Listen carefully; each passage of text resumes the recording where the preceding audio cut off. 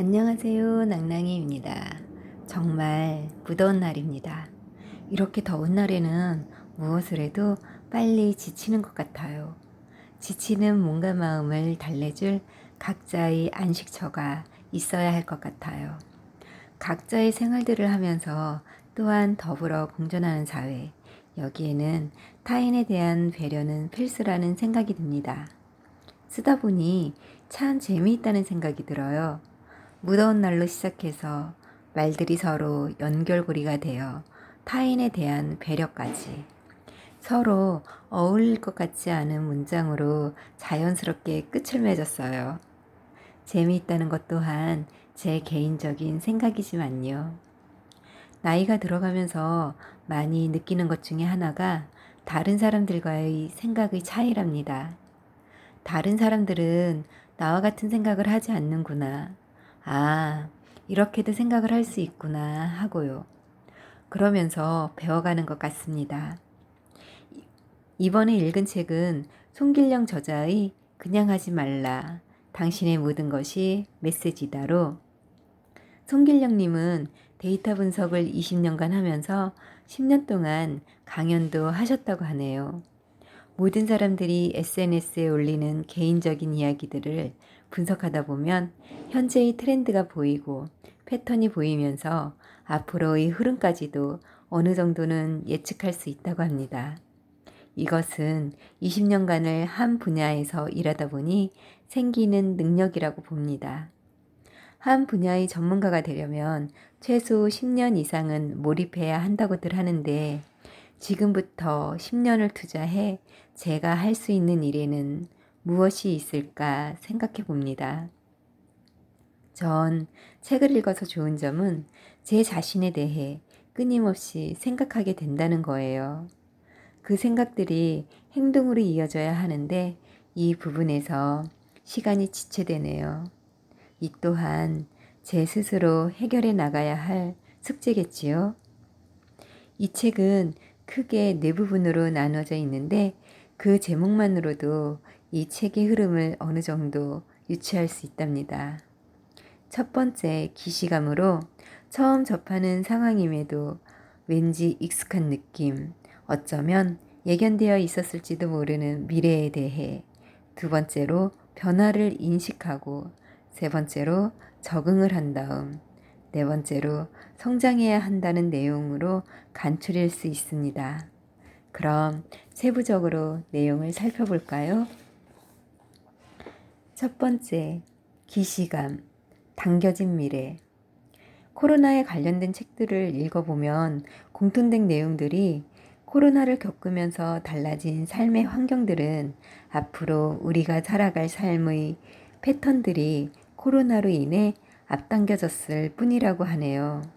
4차 산업혁명을 생각하고 준비한 이들에게는 오히려 기회가 되었고 그렇지 못한 이들에게는 적응해 나가는 것만으로도 참 버거웠습니다. 이번 장은 당겨진 미래에 대한 이야기입니다. 자동차 사진에 반려견이 등장한 것은 비교적 최근의 일이다. 예전에는 차에서 음악을 듣는 정도였지만 지금은 커피 마시고 유튜브 보고 사진 찍어 인스타그램에 올리고 노래방 마이크로 노래도 부르고 음식을 준비해 자동차 극장에도 간다. 또한 2010년부터 캠핑이 언급되더니 지금은 차박이 열풍이면서 자동차가 예전의 이동수단에서 지금은 다양한 공간으로 활용되어지고 있다. 데이터 분석가들은 통상 12,000에서 18,000개의 때로는 그 이상을 정보를 보고 그중 말의 의미가 크게 달라진 키워드들은 따로 추려서 어떤 변화가 있었는지 관측한다. 코로나 발생 시기인 2020년 1월에서 6월 동안의 변화를 살펴보면 파김치, 고3, 혼자라는 키워드가 급증했다. 여기서 파김치는 등교를 하지 못하는 아이들을 돌보아야 하는 양육자들의 힘든 상황을 표현한 것으로 학교라는 공간이 단순히 교육만 담당하는 게 아니라 보육의 역할도 컸다는 사실을 알게 되었다. 고3의 키워드는 2020년의 초등 1학년은 온라인으로 바뀌는 새로운 교육 시스템의 적응자 내지는 변화를 만들어내는 시발점이 될 수도 있지만 고3의 온라인 교육은 새로운 가능성보다는 격차에 대한 불안을 키운다. 어떤 위기가 발생했을 때 모두가 균등하게 불이익을 당하는 게 아니라 고3처럼 인생의 전환기에 있는 이들에게는 더 치명적일 수 있다. 인생 전환기에 서 있는 이들의 이야기에 좀 더 귀 기울이고 함께 대안을 고민해야 하는 것도 중요한 교훈이라 생각한다. 혼자라는 키워드는 사회적 거리두기, 재택근무 등으로 홀로 보내는 시간이 갑자기 늘어났다. 그러면서 SNS로 의사소통을 많이 하게 되었고 책, 영화, 홈 트레이닝 등 자기 개발의 시간을 갖게 된다. 지난 16년간의 데이터를 다시 살펴보니 주목해야 할 변화상으로 꾸준히 다루었던 3가지 중요한 화두가 보였다. 과거에도 있었고 지금은 코로나로 속도가 더 빨라졌고 앞으로 더 강화될 변화이다. 말하자면 변화의 상수 3가지에는 변화의 상수 첫 번째, 분화하는 사회. 데이터로 확인해 보면 혼밥이라는 말이 의미 있는 규모로 나오기 시작한 게 2013년이다. 그러다 2018년이 되자 혼자 공연 보고, 혼자 영화 보고, 혼자 카페 가고, 혼자 술 마시는 각종 혼땡이 39가지로 늘었고 2020년에는 65개가 되었다. 이제 혼자 무언가 하는 게 더 이상 낯설지 않은 사회로 바뀌었다. 지난 10년간 한국 사회는 혼자서 무언가를 잘 꾸려가는 식으로 분화되고 있었던 것이다. 이런 변화를 이해하고 나면 나 또한 혼자 잘 지낼 수 있도록 독립성과 유연성을 갖추고자 노력해야 한다는 것을 충분히 유추할 수 있다.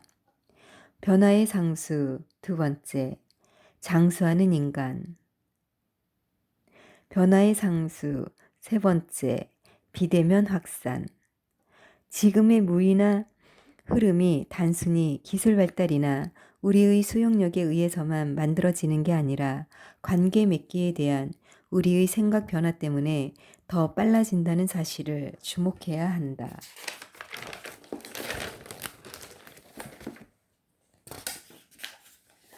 두 번째 파트, 변화.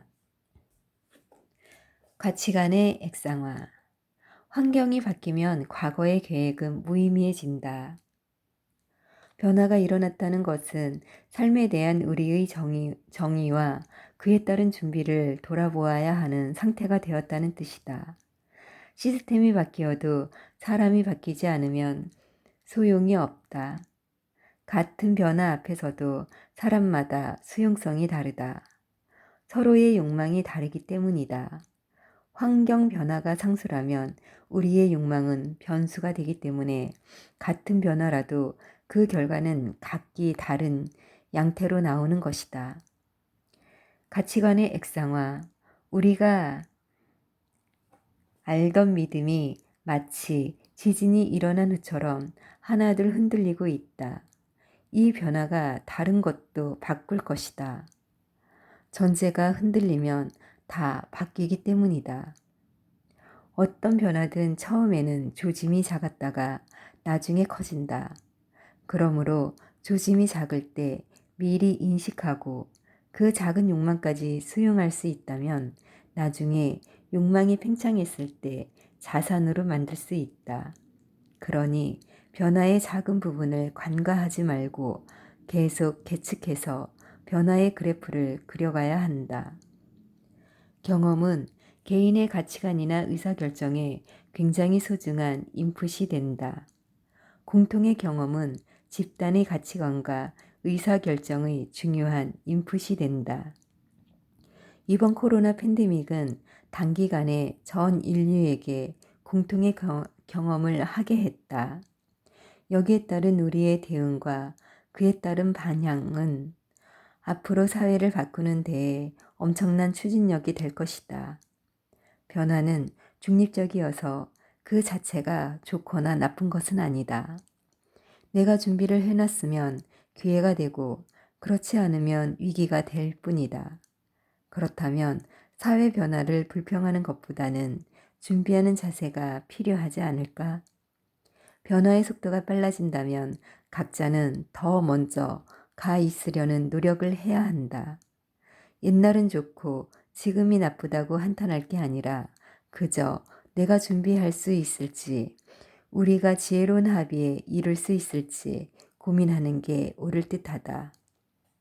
한국은 1997년에 외환위기로 한 번 와해되었고 그 다음 2008년에는 미국발 서브프라임 모기지론으로 촉발된 경제 위기가 있었다. 다시 이번에는 코로나 팬데믹이 왔다. 네 번째는 뭐가 나올까?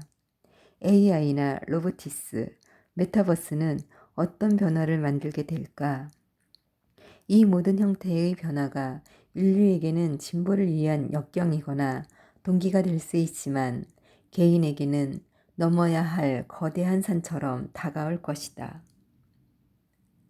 그때마다 어떻게 변화에 적응하고 각자의 역량과 경쟁력을 유지시킬 것인지가 우리가 해야 할 중요한 일이라고 생각한다. 가장 먼저 본인의 가치관을 의심하기 바란다. 어떤 건 앞으로도 유효하겠지만 어떤 건 아닐 수도 있다. 그러니 관행적으로 해왔던 행동을 다 지켜야 한다는 강박은 버리기 바란다. 새로운 시대에 필요한 건 남기고 아닌 것들은 이번에 과감하게 다시 정의해보자는 마음가짐이 우리가 변화와 위기에서 얻은 소중한 경험이자 기회가 아닐까 한다. 세 번째, 적응. 생각의 현행화. 우리 삶에 어떤 일이 일어나는지, 어떤 변화가 있을지 알고 나면 다음 질문이 따라올 것이다. 그러면 나는 어떻게 적응할 것인가? 적응을 다른 말로 하면 현행화이다. 즉, 변화된 상황에 대한 현행화다. 환경이 바뀌면 규칙이 바뀌어야 한다. 우리가 합의해서 만들어 놓은 기존의 규칙이 있는데 각자의 생각이 변화하면 생각의 합인, 상식도 변화하므로 새로운 규칙이 필요하다. 이것이 여기서 말하는 현행화다. 맥락에서 짐작하겠지만 현행화는 누적된 경험이 많은 이들에게 특히 중요한 주제다. 사회생활을 시작한 지 오래되지 않은 이들은 과거의 경험보다 현재의 경험이 더 크기에 업데이트가 그다지 필요 없다. 반면 기존의 규칙에 잘 적응했던 이들은 새로운 규칙을 재설정하는 현행화가 반드시 필요하다. 이번 코로나 팬데믹처럼 시행착오를 거칠 시간이 없을수록 중요한 것은 과학기술과 이성적 사고다. 기존에 축적된 과학기술이 있고 이를 바탕으로 성공 확률을 높이는 이성적 사고가 필수다. 위기에서 얻은 게 있다면 그것은 바로 혁신의 수용성과 이성적 사고다. 과정별 데이터가 있으면 데이터 전체의 무결성을 추적하는 건 AI에 의해 너무 쉽게 가능해진다. 그래서 이제는 속이기가 어렵다. 결과는 어떻게 속인다 쳐도 과정까지 전부 다 끼워 맞추기는 어렵다. 거의 불가능하다. 이런 부분들이 연결되어 우리의 삶을 좀 더 투명한 방향으로 바꾸기 시작한다. 문제는 이런 변화를 많은 사람이 수용할까 하는 것이다. 그렇지는 않을 것 같다. 달라진 세상에서 누구나 적응을 요구받고 있는데 왜 누구는 유난히 적응이 어려울까? 이유가 있다. 첫째, 기존의 법칙이 항구적일 거라 믿기 때문이다. 둘째, 세상이 변화하는 동안 내 경쟁력의 현행화를 꾀하지 않았기 때문이다. 셋째, 지금 이 시스템이 최대한 유지되기를 희망하기 때문이다.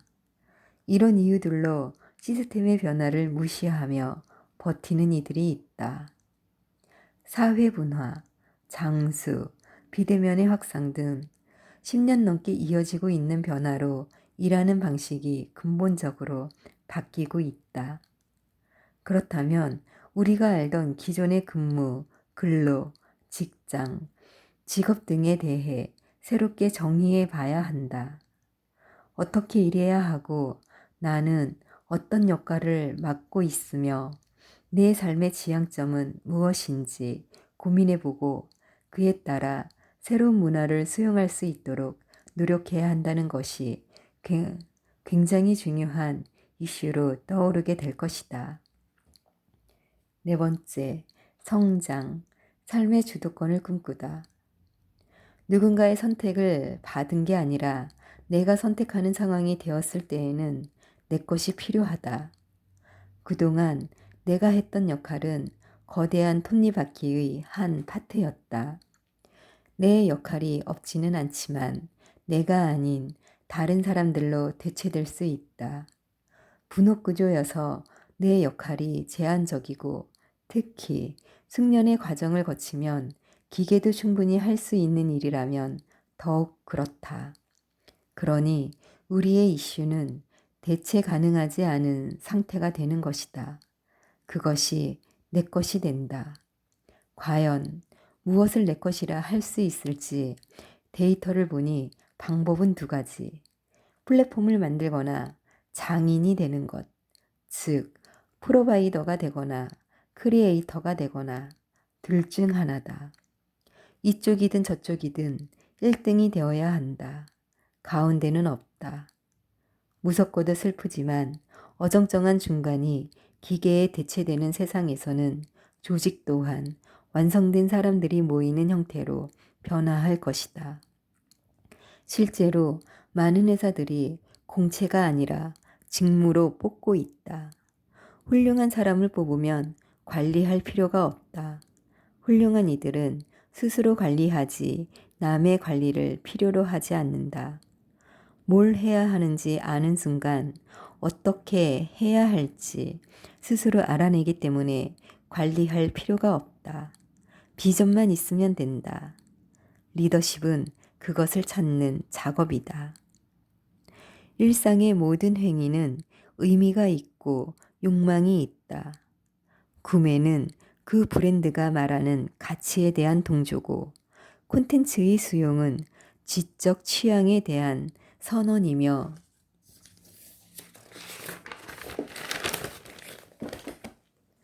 특정인을 팔로우하는 것은 연대에 대한 증명이 되니 이 행위들은 결국 나의 라이프 스타일을 세상에 천명하는 것이다.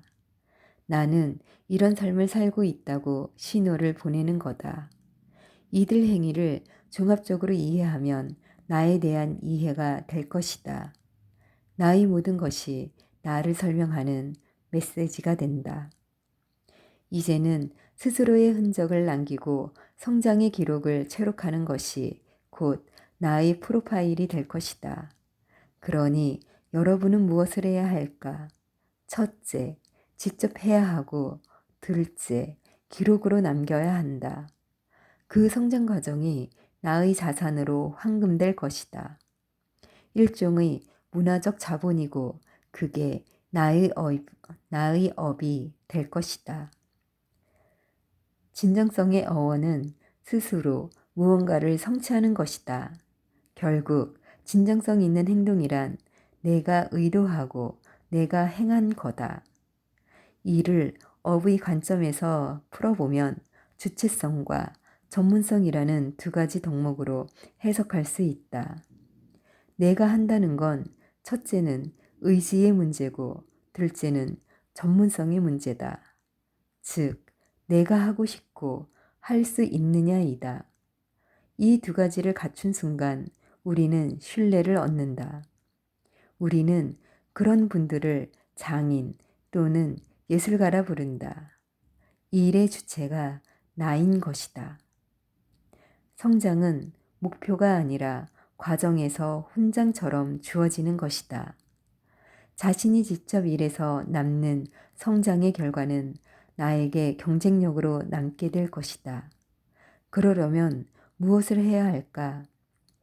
현행화를 꾸준히 해야 한다.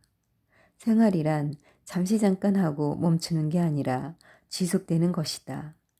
이를 위해서는 이성적 사고, 업의 진정성을 기반으로 협업하는 것, 달리 말해 성숙한 공존이 필요하다. 커리어 관리를 위한 노력은 나이 들어서도 살아가는 내내 하게 될 것이다. 업에서든 개인 생활에서든 인간은 상호작용 없이는 살아갈 수 없는 존재이므로 함께 성장하려는 노력도 평생 계속되어야 한다.